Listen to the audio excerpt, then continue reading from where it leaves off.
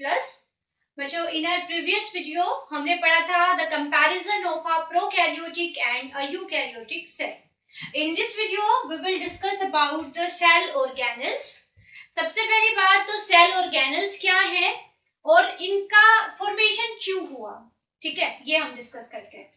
Suppose आप एक घर बनाना चाहते हो, आपको एक घर बनाना है, तो क्यों नहीं आप एक पूरा एक चार दीवारी बना लेते हो, उस पे गेट लगा लेते हो. ऐसा क्यों नहीं करते आप? क्यों उसमें आप अलग अलग चैम्बर्स बनाते हो? जैसे आप बेडरूम्स बनाते हो, आप किचन बनाते हो, आप वॉशरूम्स बनाते हो, आप गेस्ट रूम बनाते हो. तो ऐसा क्यों करते हो? आप सेपरेट सेपरेट चैम्बर्स क्यों बनाते हो? ताकि अलग अलग चैम्बर में अलग अलग एक्टिविटीज हो सके और एक चैम्बर की एक्टिविटी दूसरे की वजह से हैम्पर ना हो और डिस्टरबेंस भी ना हो, है ना. एक ही टाइम पे जिसको सोना है वो बेडरूम में जाके रेस्ट कर ले, गेस्ट आके गेस्ट रूम में बैठ जाए, जिसको खाना खाना है, खाना बनाना है, वो किचन में जाके अपना काम कर सके. इसीलिए तो आप अलग अलग चैम्बर्स बना लेते हो. अब हम जब एक सेल की बात करें तो सेल भी तो एक पूरा चैम्बर ही है और उसके अंदर भी हमें और चैम्बर्स क्यों बनाने हैं. देखो कि एक सेल है, एक सेल को बहुत सारी एक्टिविटीज करनी है, एक सेल के अंदर बहुत सारे काम होने हैं. सेल को एनर्जी प्रोड्यूस करनी है खाने से, सेल को अपनी ग्रोथ भी करनी है, सेल को डाइजेशन भी करना है, जो बाहर से पार्टिकल्स आ रहे हैं उनका, सेल को वेस्ट मटेरियल को बाहर भी निकालना है, सेल को सिक्रीशन भी करना है, सेल के अंदर जो चीजें बनी है सेल को उनको पैक भी करना है, उनको सेल से बाहर और सेल के अंदर पहुंचाना भी है. तो आप देख रहे हो कि एक सेल के अंदर इतनी सारी एक्टिविटीज सेम टाइम पे चल रही है. अब अगर सेल के बाहर सिर्फ एक ही बाउंड्री है, प्लाज्मा मेम्ब्रेन, और अंदर सारा कंटेंट मिक्स हुआ पड़ा है, तो एक एक्टिविटी दूसरी एक्टिविटी से हैम्पर होगी, डिस्टर्ब होगी. तो सेल ने भी क्या किया कि सेल के अंदर भी अलग अलग चैम्बर्स बन गए. अब एक किसी चैम्बर का काम कुछ है, किसी कंपार्टमेंट का काम कुछ है. तो ऐसा करने से क्या हो गया कि किसी कंपार्टमेंट में सपोज सेल एनर्जी बना रही है, कोई कंपार्टमेंट चीजों को पैक कर रहा है जो सेल को अपने से बाहर भेजने हैं, कोई कंपार्टमेंट बाहर से आए मटेरियल्स को डाइजेस्ट कर रहा है, कोई ग्रोथ में हेल्प कर रहा है, कोई एनर्जी बना रहा है. तो एक ही समय में सेल के अंदर डिफरेंट एक्टिविटीज हो रही है और वो भी अलग अलग कंपार्टमेंट्स में. तो ये जो कंपार्टमेंट सेल के अंदर बने, जो यूनिक है अपने आप में, जिनके काम अलग अलग हैं और उनकी शेप साइज अलग अलग है, ये कंपार्टमेंट जो सेल के अंदर बन गए हैं, इनको हम सेल ऑर्गेनल्स कहते हैं. देखो, तो सेल ऑर्गेनल्स क्या है, मैंने आपको बताया था कि एक टिपिकल यूकैरियोटिक सेल में आपको बाहर तो एक प्लाज्मा मेम्ब्रेन मिलेगी, अंदर एक न्यूक्लियस मिलेगा, और न्यूक्लियस के बाहर और प्लाज्मा मेम्ब्रेन के अंदर ये पूरा साइटोप्लाज्म है. साइटोप्लाज्म में भी आपको डिफरेंट तरह के स्ट्रक्चर्स मिलेंगे, जैसे मैंने अभी बना के दिखाया था. यूकैरियोटिक सेल में आपको एंडोप्लाज्मिक रेटिकुलम बनेंगे जो इस तरह से दिखेंगे, माइटोकॉन्ड्रिया मिलेगा जो कुछ इस तरह से दिखेगा, गोल्जी बॉडीज होंगी वो कुछ इस तरह से दिखेंगी, छोटे छोटे पाउच होंगे लाइसोसोम जो कुछ इस तरह से दिखेंगे, कुछ ग्रैन्युलर स्ट्रक्चर्स होंगे जो राइबोसोम्स होंगे जो कुछ इस तरह से दिखेंगे. तो आप देख रहे हो कि एक सेल है, सेल के अंदर भी कितने सारे पार्टीशन बने हैं. एक तो सबसे पहला पार्टीशन तो न्यूक्लियस ही है जिसके बारे में हम पढ़ चुके हैं. एक पार्टीशन ये हो गया जो अपना अलग काम करेगा, एक कंपार्टमेंट ये हो गया जिसका अपना काम है, ये कंपार्टमेंट अलग हो गया, इसकी अपनी अलग रोल है, इनका अपना अलग रोल है, इनका अपना अलग रोल है. तो ये जो सारे कंपार्टमेंट्स हैं, इन कंपार्टमेंट्स को जिनका अलग अलग रोल है सेल के अंदर, जिनकी अलग अलग शेप है, और ये सारे कंपार्टमेंट्स जो साइटोप्लाज्म के अंदर मिल रहे हैं आपको, इन सभी को हम सेल ऑर्गेनल्स कहते हैं. तो सबसे पहली बात तो सेल ऑर्गेनल्स क्या होते हैं वो आपको यहाँ पे मैंने डेफिनेशन लिखी है. देखो, सब सेलुलर मीन सेल के अंदर पाए जाने वाले स्ट्रक्चर्स हैं जिनका साइज सेल से छोटा है. So these are subcellular structures because these are present inside a cell, जिनकी अपनी एक कैरेक्टरिस्टिक मोर्फोलॉजिकल फॉर्म होती है. यहाँ मोर्फोलॉजी मीन्स अपीयरेंस, उनकी शेप साइज. यहाँ मोर्फोलॉजिकल फॉर्म से आप क्या समझ लो, शेप एंड साइज से. तो सेल के अंदर डिफरेंट तरह के स्ट्रक्चर्स पाए जाते हैं जिनकी अपनी एक कैरेक्टरिस्टिक मतलब एक यूनिक शेप होती है, जिनका अपना यूनिक साइज होता है. तो एक तो ये चीज हो गई. दूसरा, जिनके डिस्टिंक्ट केमिकल कंपोजिशन होती है.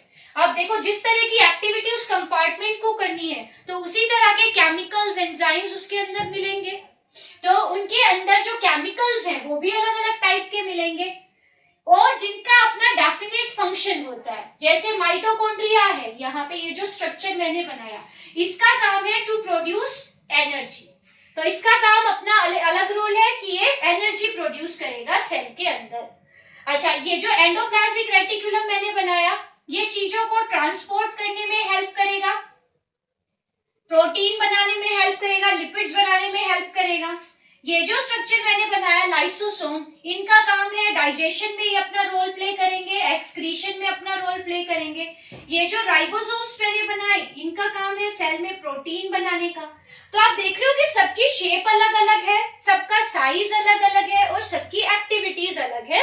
जो कॉमन चीज है वो ये है कि ये सारे ही सेल के अंदर पाए जा रहे हैं। ठीक है, तो ये जो स्ट्रक्चर साइटोप्लाज्म में प्रेजेंट है और जिनका एक डिस्टिंक्ट अपना एक कैरेक्टरिस्टिक फॉर्म है, जिनका अपना एक डेफिनेट केमिकल कंपोजिशन है और जो एक पर्टिकुलर फंक्शन सेल के अंदर कर रहे हैं, such compartments of various shape, size and function, ये हम क्या बोलेंगे इनको, सेल ऑर्गेनल्स। तो सेल ऑर्गेनल्स की वजह से सेल के अंदर चैम्बर बन गए, सेल खुद एक चैम्बर है और उसके अंदर और छोटे छोटे चैम्बर्स यानी कंपार्टमेंट्स, पार्टीशंस बन गए। तो cell organelles bring what, compartmentalization, means ये कंपार्टमेंट्स बना दे रहे हैं सेल के अंदर और इससे सेल को क्या हेल्प मिल रही है कि एक ही समय पे, जैसे राइबोसोम अपना काम कर रहा है, माइटोकॉन्ड्रिया अपना काम कर रहा है, ER अपना काम कर रहा है, गोल्जी बॉडीज अपना काम कर रही है और डाइजेशन के लिए लाइसोसोम्स अपना मतलब अलग काम कर रहे हैं। तो एक ही टाइम पे सारे ऑर्गेनल अपना अपना काम कर रहे हैं, कोई किसी को डिस्टर्ब नहीं कर रहा, बट एक दूसरे की हेल्प जरूर कर सकते हैं। जैसे ER और गोल्जी बॉडी दोनों मिलके ट्रांसपोर्ट में अपना रोल प्ले करेंगी, तो एक दूसरे की हेल्प भी कर रहे हैं और अपना अपना काम भी कर रहे हैं। सो यहाँ से सेल के अंदर एफिशिएंसी बढ़ गई, एक ही टाइम पे सेल अलग अलग एक्टिविटीज परफॉर्म कर सकती है अलग अलग चैम्बर्स में। So these structures of various shapes and size and chemical composition and definite function वाले जो ये structures हैं, these are called cell organelles.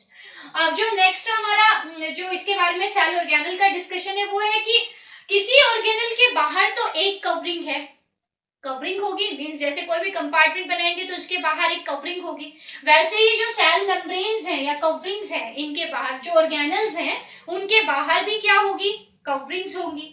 तो किसी के बाहर तो एक सिंगल कवरिंग है, किसी के बाहर दो कवरिंग है और कुछ ऐसे हैं जिनके बाहर देयर इज नो कवरिंग और नो यूनिट मेम्ब्रेन। तो इस बेसिस पे सेल ऑर्गेनल्स अलग अलग टाइप के हैं, एक तो जो सिंगल मेम्ब्रेन से कवर्ड है, कुछ ऐसे हैं जो डबल मेम्ब्रेन बाउंड है और कुछ ऐसे हैं विच आर ए मेम्ब्रेनस और विदाउट मेम्ब्रेन।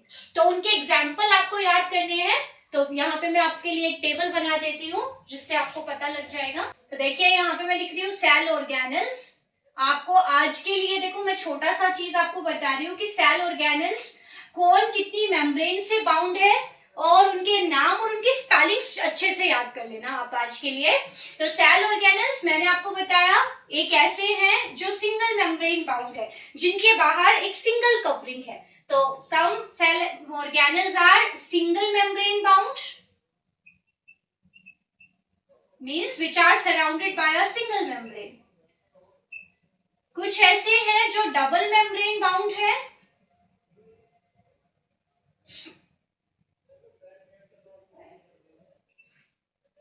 जिनके बाहर दो कवरिंग है, और कुछ ऐसे हैं जो जिनके बाहर कोई कवरिंग ही नहीं है, means A membranes, means without a membrane.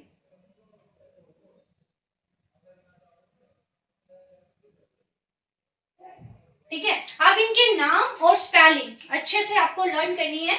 Single membrane वाले में कौन कौन आ जाएंगे, देखो एंडोप्लाज्मिक रेटिकुलम, क्योंकि आगे जो हमारा डिस्कशन रहेगा वो इन्हीं पे रहेगा, हम आगे पढ़ेंगे इनकी शेप, साइज, फंक्शन के बारे में। तो endoplasmic reticulum is a single membrane bound cell organelle like this. Golgi bodies or Golgi apparatus are also single membrane bound. Along with this, lysosomes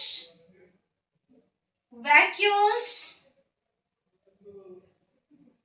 microbodies, microbodies में जैसे पैरोक्सीसोम्स, ग्लायोक्सीसोम्स, इनके भी टाइप्स होते हैं, पैरोक्सीसोम्स,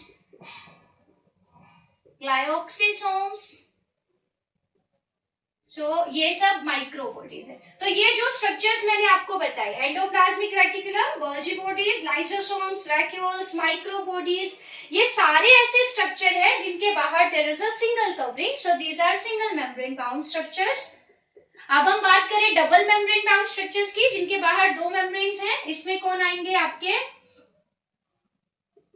माइटोकॉन्ड्रिया, न्यूक्लियस के बारे में आप पढ़ ही चुके हो, माइटोकॉन्ड्रिया एंड plastids.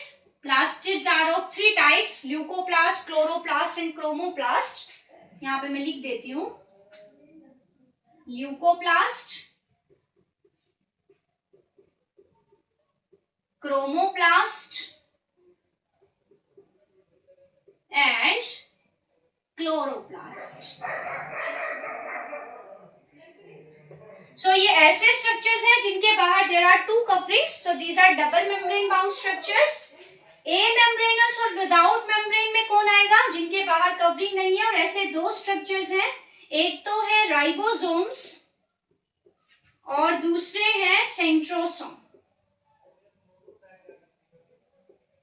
ठीक है, तो ये टेबल आपको अच्छे से पढ़नी है, इसमें आपको स्पेलिंग्स याद करनी है और कौन से सेल ऑर्गेनेल के बाहर कितनी कवरिंग्स है ये आपको याद करना है।